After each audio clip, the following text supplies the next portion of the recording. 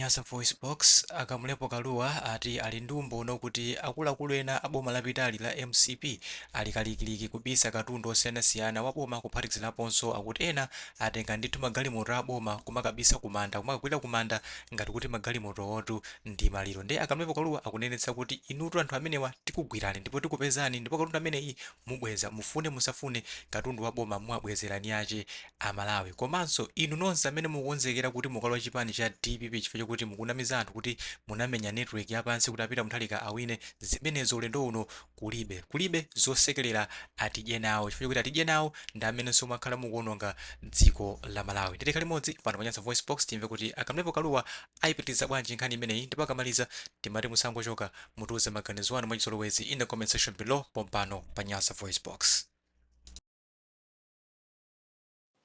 Good morning. Once again, today is Wednesday, and a good morning for Malawi. Akuluakulu Malawi muno ndikamanena zinthu anthu ambiri saziwa, koma vuto ndirakuti when I do these VNs, ndikamanena zinthu, some people in the future they take ownership of what I've said to be them who are doing it. I'll give you an example of all the audio clips avyenonse amene ndakhala ndikupanga ndi zimene zikuchitika pano, koma akuluakulu akuti ayi ndi awa azazananso uku kunama kuti ndiwowo pamene they did nothing muno Malawi, koma chifukwa chakuti ena ni makhruku amapeza izi ndizi ukaunjika apo ndi anthu amakhala ngati zoona. Zimene ndikunena zinza kuti Malawi sizakhala muchilungamo chifukwa ambiri ndi ma political criminals and thugs. Chimene ndikunena zinza kuti one, amafuna zinthu zimene anzawo apanga kale kuti wazingodya mano mwakuti akonze dziko lino. Ndeno kumene tikupita tikapusa tikupita kuchimpwirikiti chakuti what we promise it may not be what is going to happen. I have foreseen it and I see it. Why ndikunena izi? Ndithu nzoona MCP azikabisa magalimoto kumanda kukwirira ngati manda magalimoto odura chifukwa chakuti akufuna magalimoto akuluakulu bweresani magalimoto onse amene mwakwirira kumanda kaende kuti mukayike ku OPC. Ngati simutero tikuwululani manda yake tiwulula zimene mwapanga and muzamangidwa for almost 20 years chifukwa imeneyo ndi treason. Imene ndi treason kuba state properties, kuba state secrets, kukakwirira kumanda. Kunena kuti ngati kuti boma sikuziwa china chilichonse. Chachiwiri ndi chakuti amalawi chenjerani. Ndikamanena izi anthu amene amavutisa mu MCP amene amabandrama za boma akubweranso uku, ambiri akubwera uku ngati akuti anthu akuti anali ndi secret network, akuti anali ndi ma ICT people amene anapangisa kuti Professor Arthur Peter Mutharika awine. Ndizonama. Malawi muno simungapangike chinthu apa ndiye ndikulumbira kwa Yehova. Ndikuyika zina ya Yehova first.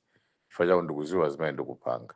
Since 1990 kuzafika pano ndikuziwa china chilichonse chimene chikupangika. Akuluakulu onse amene anabandrama, akuluakulu onse amene akubisa ma properties aboma, akuluakulu zinthu zina ziri kuzomba zakusanjika, ziri kuzomba mnyumba ina yakenso ndikuiziwa. Ndikoza kupita ndapolisi nyumba yake ndi titenge zinthu is a state house. Ine sose ndikuziziwa. Ndeno akuluakulu aja abweranso uku sopano. aunjikana uku kukunama ukuku kutanali ndima secret or network ya pasi yachisisi imene yapangisa Professor Peter Mutharika kuti awine zisankho ayi ndizonama. Sikuti wonse 3 million amene avotera Arthur Peter Mutharika ndi members ya DPP ena anavotera Peter Mutharika chifukwa chakuti boma la MCP linalephera kuyendesa dziko lino. Boma la MCP linalankhadza kupha Saulos Chilima. Boma la MCP linaba zinthu zambiri ndi zonse ndidzakuwuzani china chilichonse ndikuwuzani ndipitiriza mavi awa ndipitiriza kukuwuzani china chilichonse chachisisi muno mmalawi mpaka Yehova azapite mmaganizo a anthu kuasegura kuti yes izi zoona Kamlepo Kalua izi zoona chifukwa anthu amene wawa ngati tikuwabisabe ngati sitikufuna unena za iwowo ndiyoti Malawi siuzalungama. Ndikukuwuzani zoona Mulungu amakonda dziko lino kwambiri.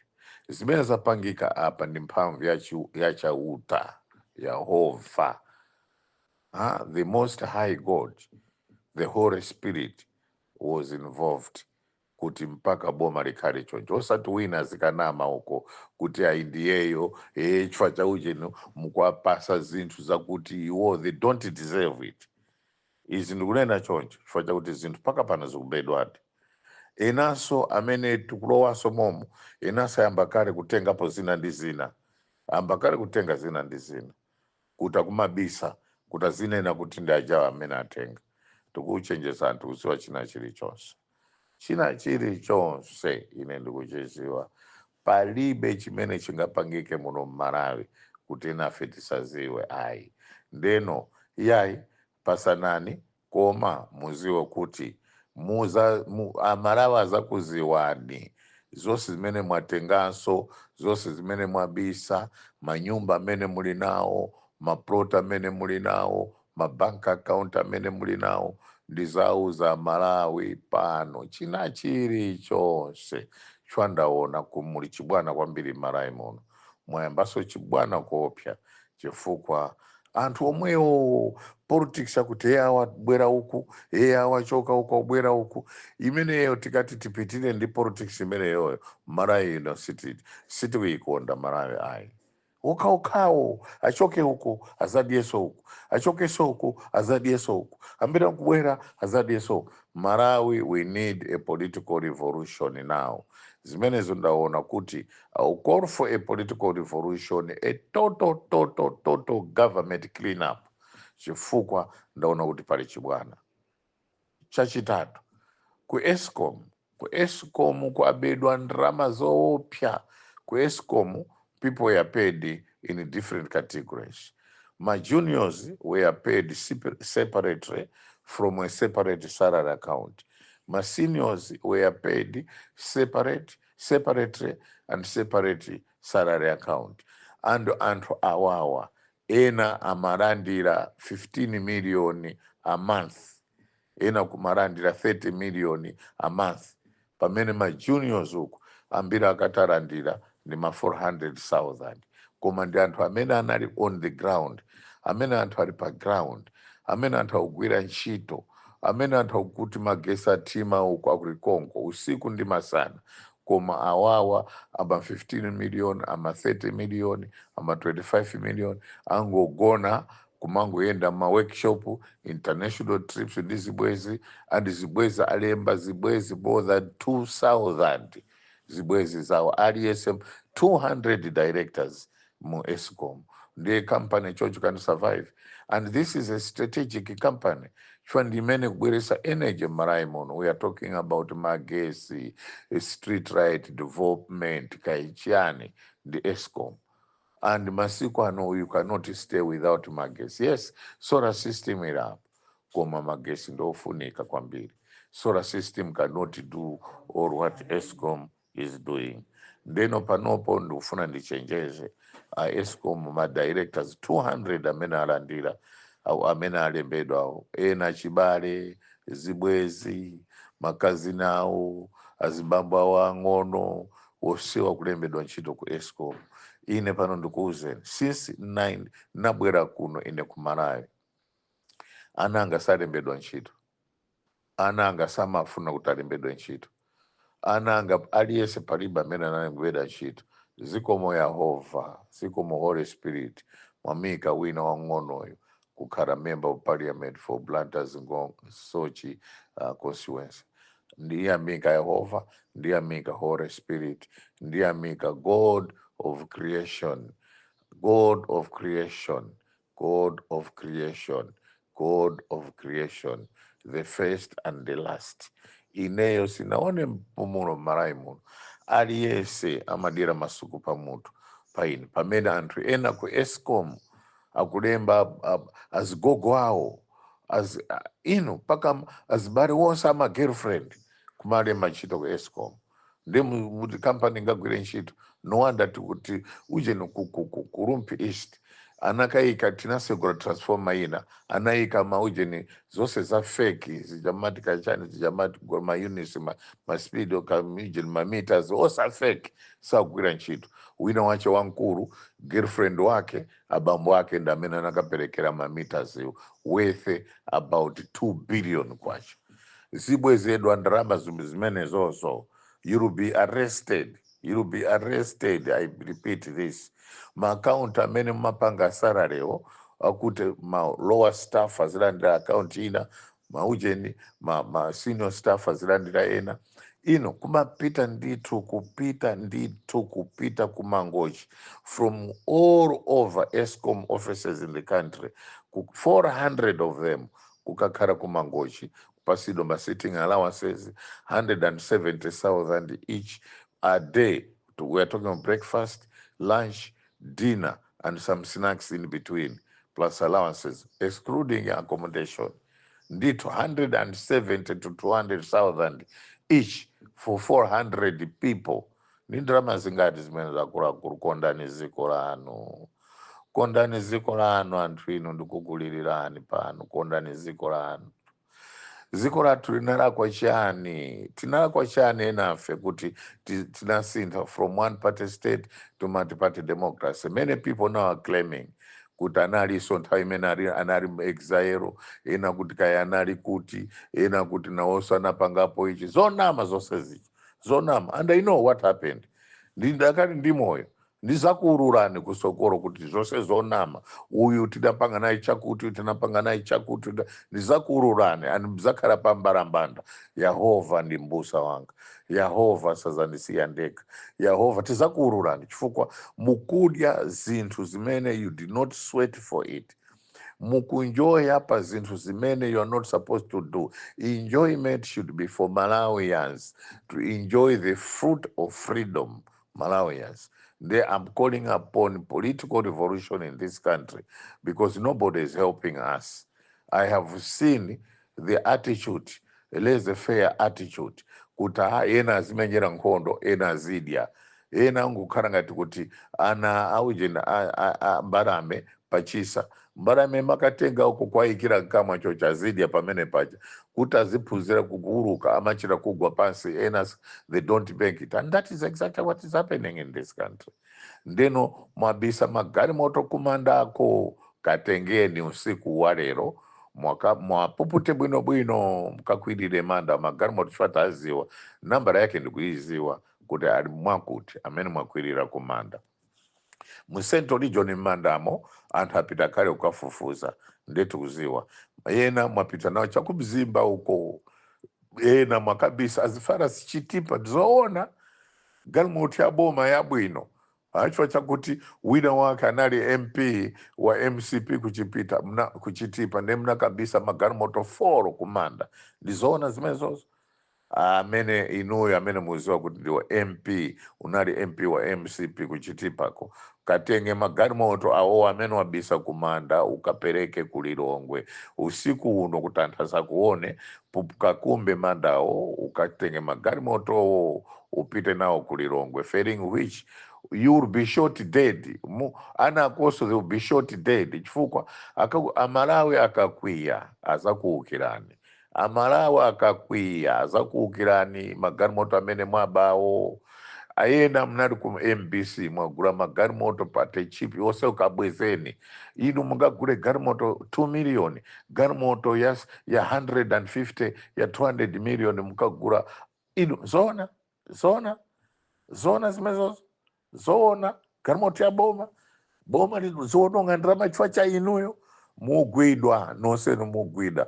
There's no politics of kuti effect zinena forgiveness on thieves, political thugs. No way. Only those who wish Malawi well, the many fail tikarandi national reconciliation. A Professor Thapita Mtareka munivese chonde munivese whether you want me or not koma munivese ile nchakuti lead Malawians with the Holy Spirit. Take Malawians to the promised land. You have been given a chance to get rid of all these political thugs, all these criminals, all these people that have failed this country to progress. God has given you that chance. God has given you, and you are protected by the Holy Spirit. You are led by the Holy Spirit. The Holy Spirit is in your house. The Holy Spirit is in your mind. The Holy Spirit is in your blood. The Holy Spirit is protecting you. Please, please, please, please. It's my humble appeal. I know I'm nothing in whatever that you are doing. I'm nothing in your whatever that management is there. I'm nothing. But please listen to me. Listen to me very carefully. You have the Holy Spirit. You have the power of the Holy Spirit. You have the power of the Holy Spirit. I should repeat that. God is with you. That's why He has sent the Holy Spirit to guide you, to protect you. Many people, ananena zinzopusa kwambira against you. Anakutukwa nani? Ananena kuti inuyo, you are nothing. You never come back. Some of them, the DPP top seniors, left you alone. And anayamba pa bingo atangomwalira bingo osanatawa mpaka mtembo wa may he so rest in peace unayamba kuonongeka munyumba, and Peter was alone. Nobody was with him. Nobody wanted to know about him. And today akubwera somwe acha akubwera huko kuzadia akubisa zinthu ena ayamba kale kumatotoraso zinthu ena ayamba kale kumarandira makobiri. Mende unena pano ena arandira makobiri chifukwa chakuti tawina madolars akubwera koma sakunena ku state. Madolars akubwera akudya iwowo ali mahotela amo akuenjoya azibara wose abwera kugona mahotela amo akudya koma siti nayambe tikulamulira koma ayamba kale wokudya ayamba kale kukhala mahotela omo ayamba kale kubezera pachitumbu katundu kubezera. Ndikuuzeni tizakuurulani ndi maakaunti ose amene mwatenga tizakuurulani. Ndi zonse zimene mukupanga tizakuurulani. Ndi zimene zonse zimene zikuchitika tizakuurulani chifukwa you are not doing this for the good of this country. You are doing this for your personal benefits, for your personal glory. When Malawians voted, anavutika 6 o'clock, anavutika ndi boma kufuna kwawapha boma limakana kuti lichoke, kuti livomere sipanali masewerayi. Ndino musayambeso zinzopusazo chifukwa tikukuziwani. Komaso a MCP bwezani chuma 3 trillion mubweze. Cabinet yonse ya MCP yachakwera must sit down and give back 3 trillion kwacha to the government.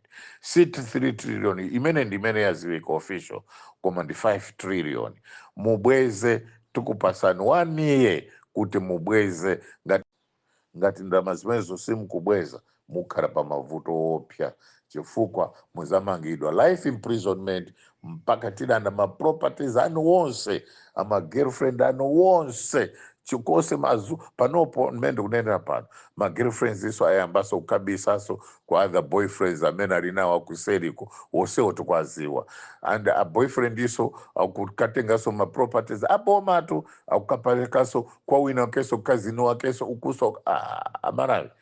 Ndeti tukurifunira bwino ziko lino chwa zonsezo ife tili nazo marekodi zonse mene tili ndi maso on the ground. Pali anthu amene ndizakuuzani in future kuti these are the people that worked so hard. These are the people that did this job. chifukwa tikwaziwa. Andiso inu mamtolankhani ambiri mukupasidwa drama kuti muzinena zinthu zonama about the change that took place about these elections. Mupasidwa drama, mupita kuma politicians amene panopa kulowaso Boma, mukatenga drama kuti muzidi atizakuwululani kuti amalawi nonse mumve, chifukwa ife tikufuna mmalawi muno mukhale boma lolopa Mulungu la Holy Spirit. There's no kuba in the Holy Spirit. There's no distraction in the Holy Spirit. If you abuse the Holy Spirit, you will be forever condemned. You will be forever condemned, and your sins will never be forgiven. Don't use the name of the Holy Spirit for your selfish interest. Don't use the name of the Holy Spirit for your own survival. Don't use the name of the Holy Spirit for your own good. Use the Holy Spirit to glorify the kingdom of God. Hallelujah to God. Hallelujah to everything. And God is the only answer. I put God first, and the panopo tiamba revolution ijakuti you have never seen in the history of this country. Chifukwa tiurura china chili chonse chimene chilipo, chifukwa ndaona kuti people take advantage. When iweyo ukumanena zinthu ukumakhala chete, people take advantage. Let us clean up our house as well. Our house is dirty. Holy Spirit is saying our house is dirty. We should clean our house. Hallelujah to the Lord God Almighty, the first and the last. Let us clean it as well. Tikamande as a MCP, we must also clean in our houses, because in our house there's also that dirty. Holy Spirit wants cleanliness. Cleanliness is next to godliness. Ndeno papa a MCP ndikuchenjeza zenu.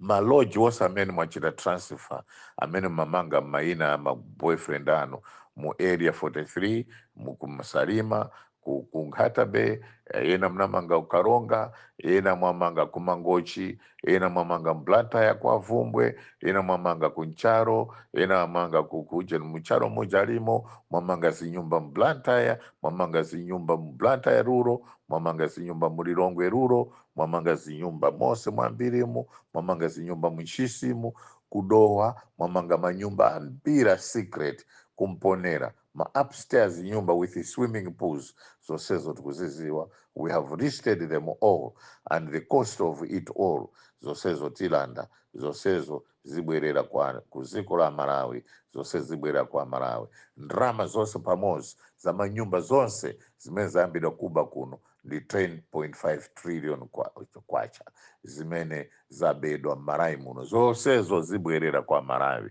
10 trillion kwacha. Now ndichokeso huku pauti panopo ngongole yafika 28 trillion kwacha, 10 trillion kwacha zobedwa kuti kumangira manyumba, 10 trillion kwacha, 5 trillion kwacha kulowa matumba mwa anthu, 5 trillion kwacha 15, 5 trillion kwacha ndarama zimene pakali pano anayuza makampeni zimene zina ni 3 trillion imene ili 5 trillion imene yayuzidwa. Nde pakali pano, let me warn you. Let me teach to cover everything that Malawians have lost. Zinazo ndine na mawa.